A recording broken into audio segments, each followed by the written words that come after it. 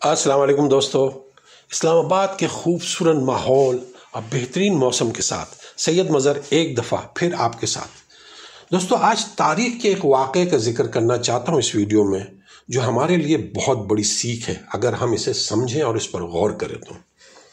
تاریخ کو صرف کامیابیوں سے غرض ہوتی ہے اور تاریخ کبھی عذر قبول نہیں کرتی۔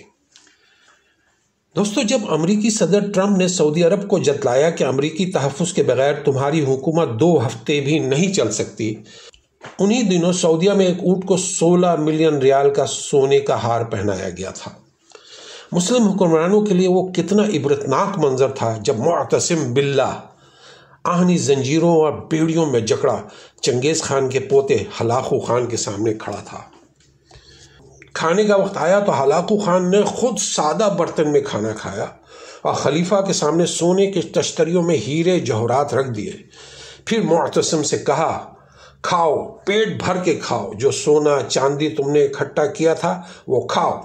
بغداد کا تاجدار بے چارگی اور بے بسی کی تصویر بنا کھڑا تھا، بولا، میں سونا کیسے کھاؤں؟ ہلاکو نے فوراً کہا، پھر تم نے یہ سونا اور چاندی کیوں جمع کیا؟ وہ مسلمان جس کا دین ہتھیار بنانے اور گھوڑے پالنے کے لیے ترغیب دیتا تھا، وہ آج بے چارگی میں کھڑا تھا اور کچھ جواب نہ دے سکا۔ ہلاکو خان نے نظریں گھما کر محل کی جالیاں اور مضبوط دروازے دیکھے اور سوال کیا، تم نے ان جالیوں کو پگھلا کر آہنی تیر کیوں نہیں بنائے؟ تم نے یہ جوہرات جمع کرنے کے بجائے اپنے سپاہیوں کی رقم کیوں نہ دی کہ وہ جاں بازی اور دلیری سے میری افواج کا مقابلہ کرتے؟ خلیفہ نے تعصب سے جواب دیا، اللہ کی یہی مرضی تھی۔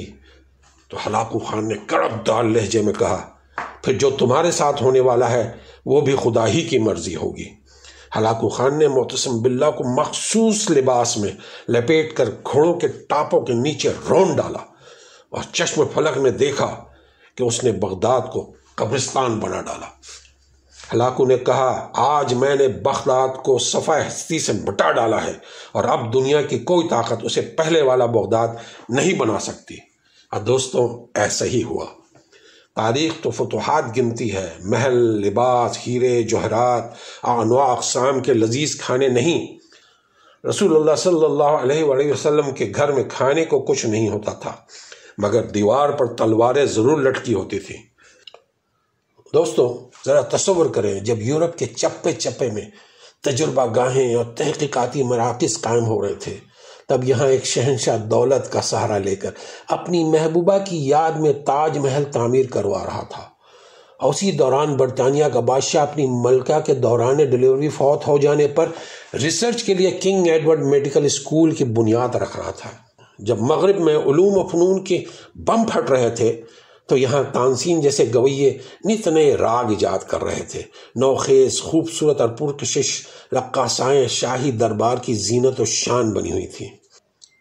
جب انگریزوں، فرانسیسیوں اور پرتگالیوں کے بحری بیڑے برصغیر کے دروازے پر دستک دے رہے تھے، تب ہمارے ارباب اختیار شراب و کباب، رقص و رباب سے مدہوش پڑے تھے۔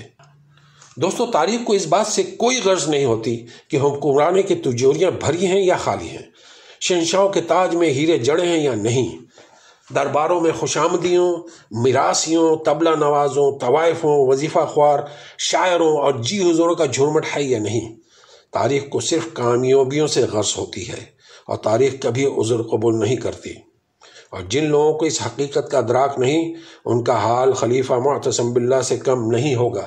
یاد رکھیے گا، میری اس تحریر اور میرے اس ویڈیو کو ضرور غور کیجیے گا۔